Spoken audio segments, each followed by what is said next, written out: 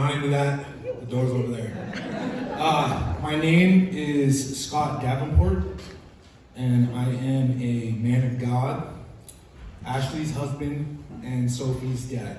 They're right there. In Jerusalem, there is a place called the Wailing Wall, and it is considered the holiest place on earth. It is somewhere people go to encounter the presence of God. Why would you go to a place called the Wailing Wall to encounter the presence of God? I've never been there, but there was a time once when I was in a place of intercessory prayer, this intercessory prayer thing, and I was sitting next to this woman, and the only way that I can describe what she was doing is she was wailing. This lady was wailing. And I was sitting right next to her, and it hit me just deep into my soul. I never felt anything like it. It was like God introduced me to my soul, I was like, whoa, I'm actually a soul, not flesh and blood, I could tell, it was like God was showing me this. And, my whole story is kind of, based on that, how God spoke to me and used, I guess I would call it my feelings, to speak to me and be present in my life.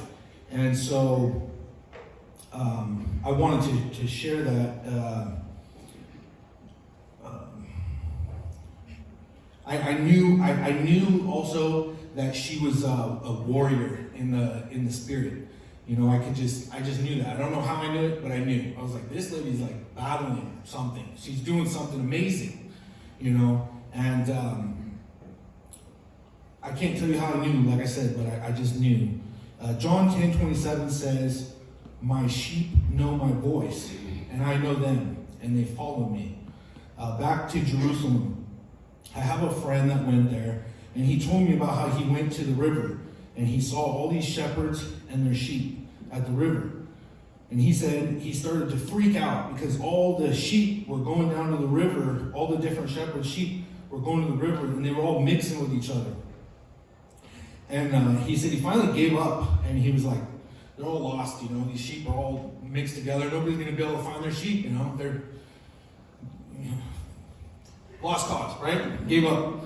But then he said he watched the shepherds leave, and they would call their sheep, and all the sheep would come to them, all of them, and they knew their shepherd's voice. And so I want to, share how God spoke to me, and he still speaks to me.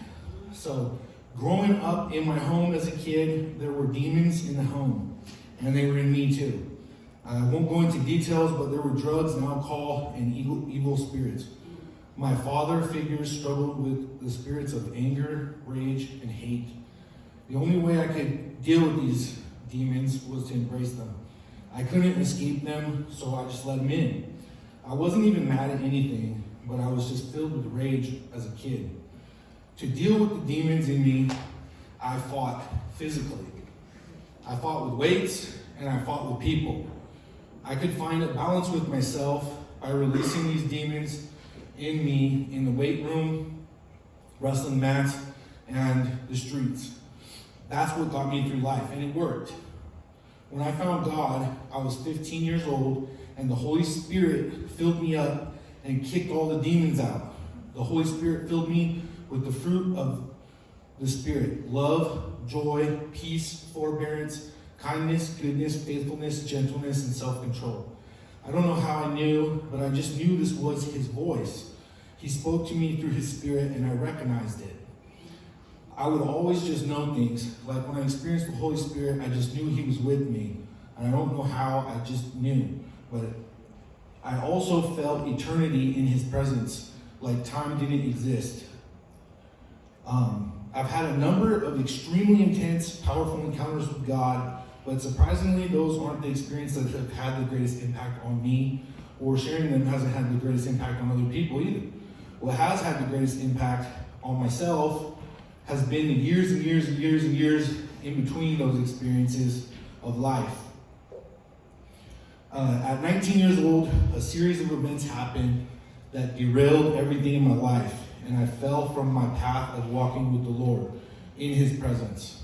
I still believed, but I didn't walk with Him, and there's a big difference. The Holy Spirit left. Many things happened, but the most powerful of them all was my daughter, Sophie, was born, which her name means wisdom. I knew her mother was not my wife, and I ended the relationship with her. Having a child with a woman that was not my wife was the most painful experience of my life because it was something that I did. I never imagined being this person who had a child outside of marriage, but here I was. It felt like I was living in somebody else's body, and I didn't know who I was. The only good to come out of that was Sophie.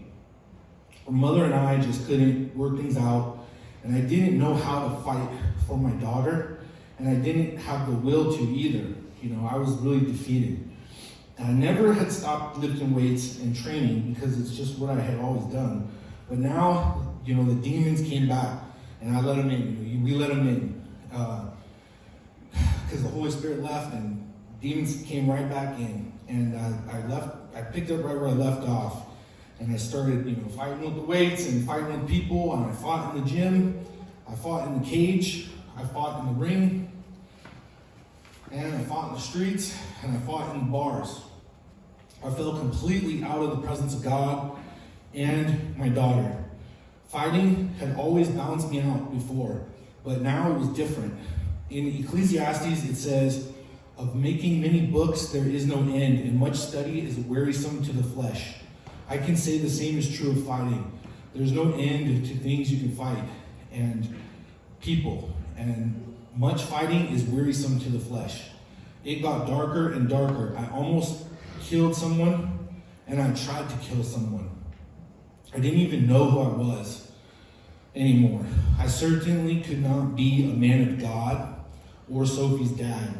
I still believed, though, even though there was no life in my faith, none at all. I was like the Pharisees Jesus spoke about, whitewashed tombs filled with dead men's bones. I fell into the dark abyss of anxiety and depression to the point that I wanted to end it all. And I would have if I didn't believe deep down in my heart. I knew that God was real. I couldn't face Him like that, so I just kept going. It felt like I was in the desert like the Israelites, except for me it was 10 years instead of 40. During those 10 years, I accepted that I would never experience happiness or joy again.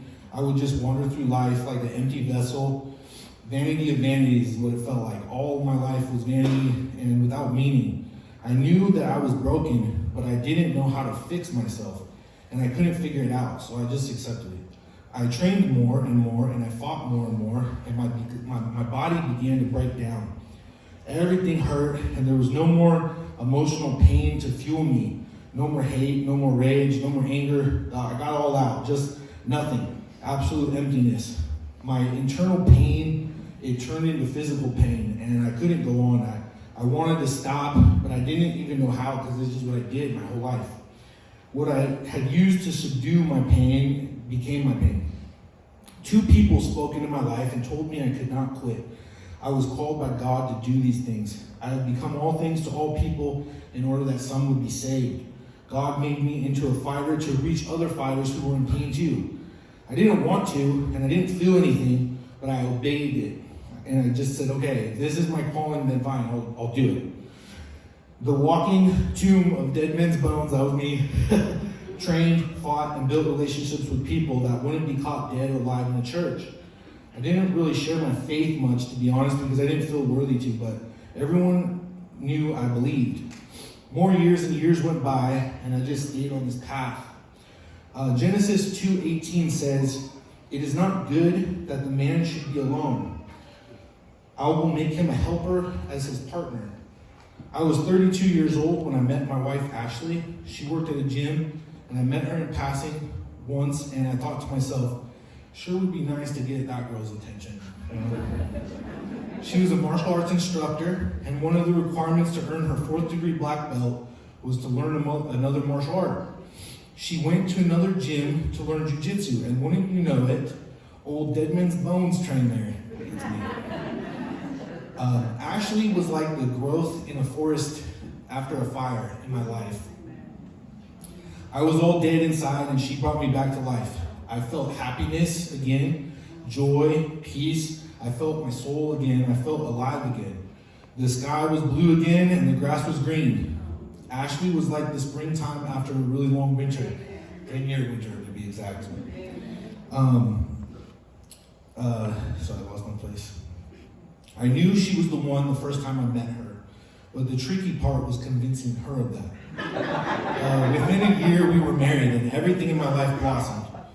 I won Southern Oregon's Strongest Man competition. I broke the Oregon State record in the bench press. I won a bodybuilding competition, and I became the local professional mixed martial arts champion. I believe that God will use these things, even though they're meaningless to me, to be honest, to glorify Himself and expand His kingdom. And,